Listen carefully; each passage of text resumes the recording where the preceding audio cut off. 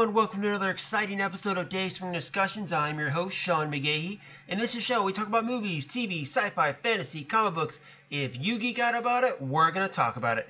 You can listen to Dayspring Discussions on iTunes, YouTube, Podomatic, and Patreon, and follow Dayspring Discussions on the Facebook group, Twitter account, and dayspringdiscussions@gmail.com. Well, happy Sunday, everyone. It is a new week. I am enjoying my day off. I've been laying around on the couch, watching some basketball, went outside, and my daughter played a little bit as well. Now she's over to friends, which means I have time to do this podcast, guys. So, a couple things I want to talk about today. In a couple minutes, I'm going to be joined by Lisa, and we're going to talk the new sci-fi show Krypton, which I'm sure everyone is anxious to hear my thoughts about, given that they know I'm a big Superman fan. But first, Pacific Rim Uprising came out this weekend. I went Thursday night to go see it. Now, this is the sequel to the 2013 film directed by Guillermo del Toro.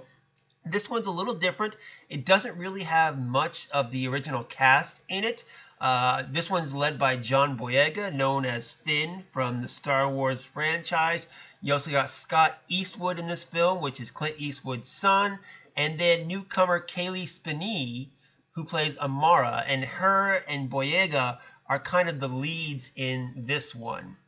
Now, as everyone knows, I do spoilers. That's why I wait and do these movie reviews on Sunday. So it gives people a chance to go see the film. So if you haven't seen Pacific Rim Uprising and you don't want spoilers, just pause it, go see the film, come back, and then you can share your thoughts with me on the social media account and Gmail account. So the plot for this one is that it's 10 years after the events of the first Pacific Rim movie, and the breach has been closed. You got Boyega, who plays the son of Idris Elba's character from the first film. Bit of a troublemaker. He was a Jaeger pilot that got kicked out or left the program, and he's basically been causing trouble ever since. But he gets in a bit of trouble, and his adopted sister, Mako, actually brings him back into the fold, back to train younger pilots, such as Amara, who's someone he meets on the street. She gets pulled in the program as well. And it's pretty interesting at first, because I was thinking about it, and it's like the training of the Jaeger pilots, which is something we didn't see in the first film, and we didn't see how you would train for something like that. So we get to see a little bit of that in this film, which I thought was a different aspect.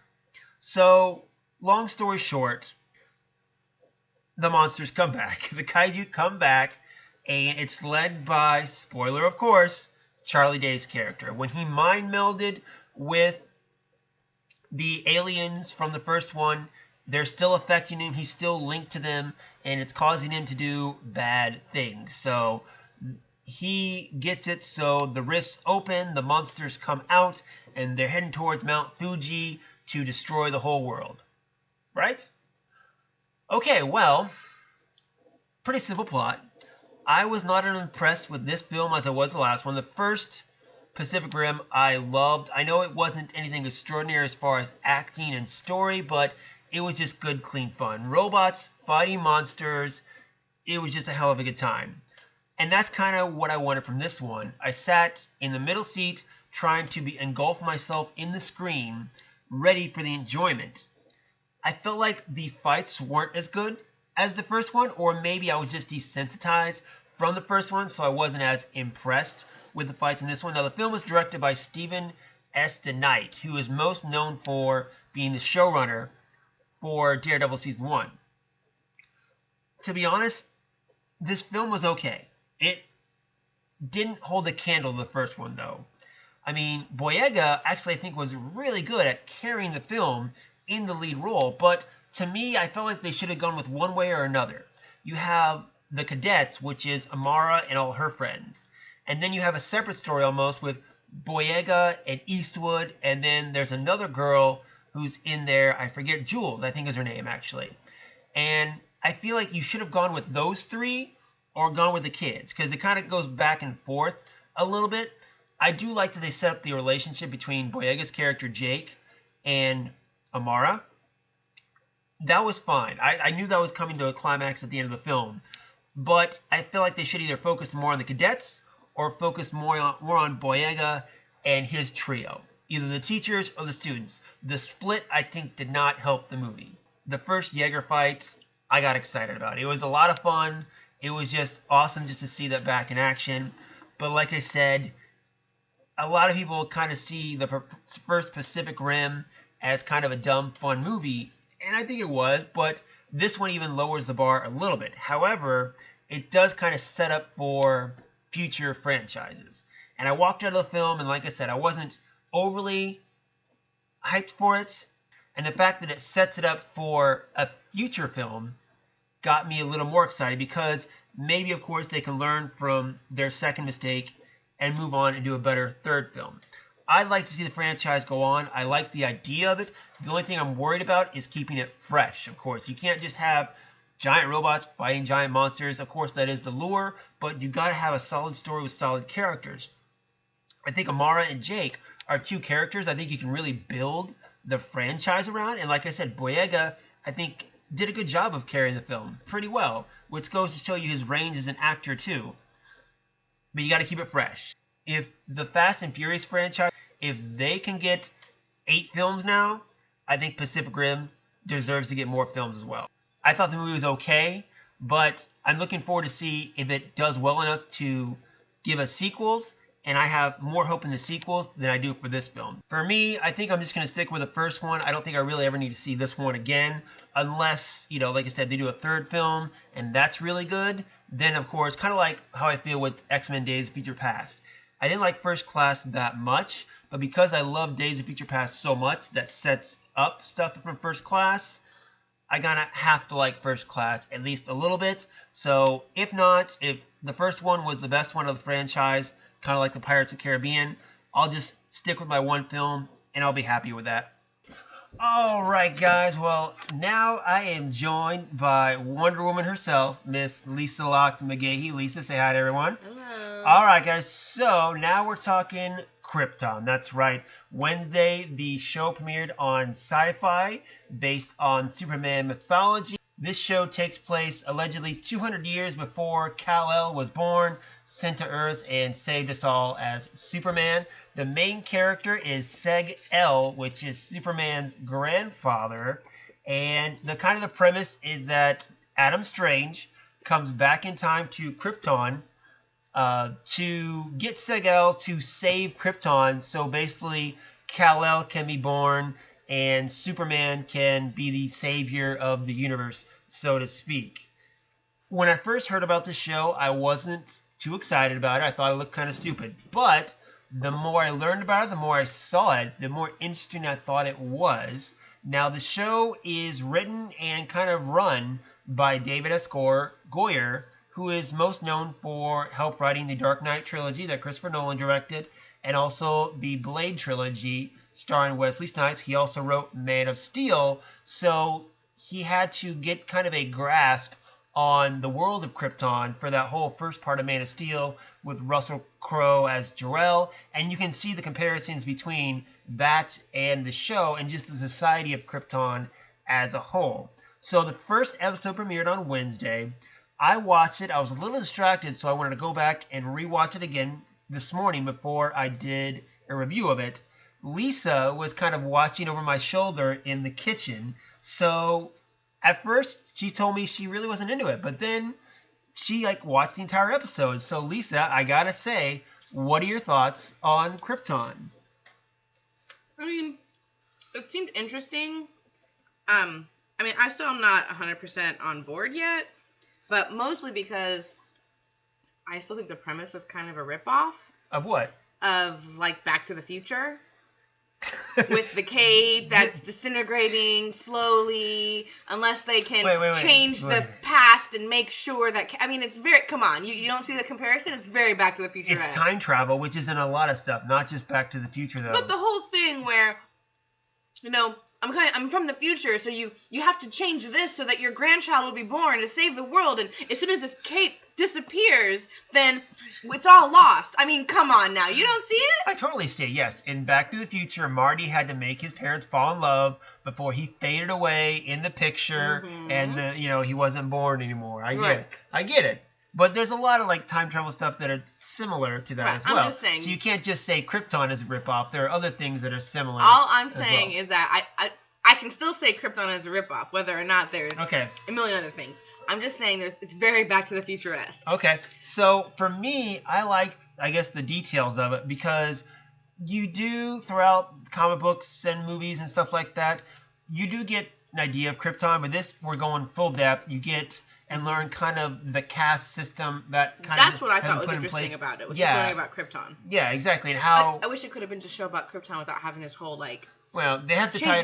You have to let them know it's Superman based, really, is what it is. Yeah, but I think that part of it, the Superman part with the cape and stuff like that, that is going to be less and less in the show. I hope so, because that was the part that I thought was kind of lame. Mm-hmm. Learning about Krypton and the way that the system works, and you know, the birthing chambers were pretty cool. Yeah, I mean, they went into that into Man of Steel, but I thought that was neat, and just the way that the system is so, like the way it's structured and how the people, their interactions, and I mean, I thought that's what made me kind of tune in. Now, did you get, this is maybe just me, any kind of like political message in it to where what has happened is that this religious follower or vessel of Ra, their god, has kind of taken charge and all logic has been thrown out the window pretty much? Well, I mean, it sounds, I don't know. I mean, I don't... That's what just from my just quick perspective, I was like. I mean, I don't know because I didn't know if that the religious part of it was like new. Perhaps that had always been there. No, at the beginning they were talking about how Seg's grandfather was being cast out because he was talking about, there is world beyond Krypton. We need to explore that. Right. But then this vessel of their god Ra had kind of taken charge and dismantled the council that was there, and it kind of like a changing of the guard. And the one character, let me see, what was his name? It was Darren Vex. So he was kind of a guy who is in the political system, and he agrees with the L's as far as, there's more out there, but he also doesn't really lose his status, actually. So he just kind of goes along with it, even though he really doesn't believe that this person is the person that should be leading Krypton. And then he goes and he takes Seg and offers to reinstate his status and make him a Vex.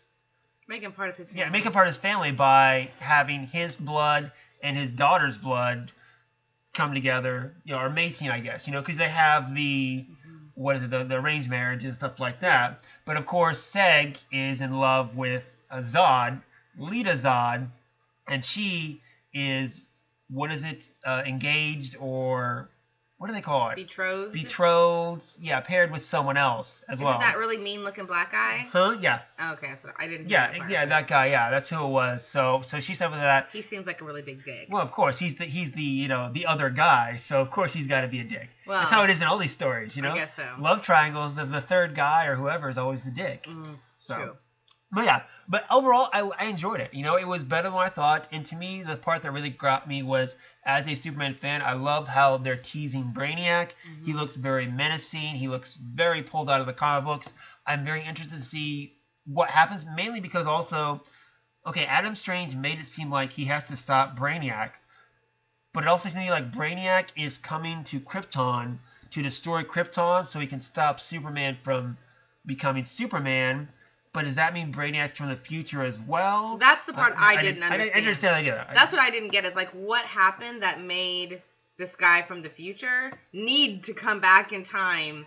Yeah. Like, what did he have to change? Yeah, because in Superman mythology, Brainiac already came to Krypton, and then it was years later, or shortly after, is when the planet exploded, and then Kal-El, got sent to Earth. So... it's again, we're dealing with the time paradox. Was like, is all this just part of the time flow where Brainiac is coming to Krypton because of Superman, and then we just remember that as lore? Because, spoiler alert, in the comics or in mythology, he gets to Krypton and he takes the city of Kandor, which is the city that was featured in this episode, and he bottles it up and he takes it away, and then later Krypton is destroyed. So again, it just means like, is he from the future and he comes there? or is this part of an alternate timeline? You know, it's a time paradox. Yeah, I don't know. In my case. But in any event, I enjoyed it. It was better than what I thought it was going to be. And I think it's because of the characters, too. I think the characters carried it. I loved how when you saw the big Superman shields, or the S shields, House of L's, you got that little bit of John Williams score in there, too. I didn't notice it. Yeah, it's like at the end, and then, of course, when they found the Fortress of Solitude, they played a little bit there, too. So I'm interested to see. They said they're going to play around with the mythology of Superman 2. They're talking about bringing in Doomsday, talking about bringing in the Thanagarians, which is Hawkman, and I would love to see a Green Lantern pop up as well. But exploring the cosmic aspect of the DC universe is what I want to see. But yeah, I was impressed with the first episode, especially since it is a sci-fi show, and those always aren't that stellar. I mean, the last sci-fi show I said what I think I enjoyed was Being Human. So. Oh, yeah, so I enjoyed it. Wasn't the show Eureka a sci-fi show? Yes, it was. I liked that one a lot. Eureka? Okay. I liked Eureka. There you go. All right, so are you going to watch episode 2? Yeah, I'll watch them with you. Okay. All right, well, there you have it, guys. If you haven't checked out Krypton yet, go online, and you can find it on SyFy, Hulu, wherever, you can, or just, find it online. I'm sure you can illegally find it somewhere, too. But that's going to be it for me today, guys. Fire back. Let me know what you think about Krypton. Also, Pacific Rim Uprising. Did you see it? What did you think? That's it, man. Join me on Tuesday. I'll be back with more geeky goodness. Until then, may the Force be with us all.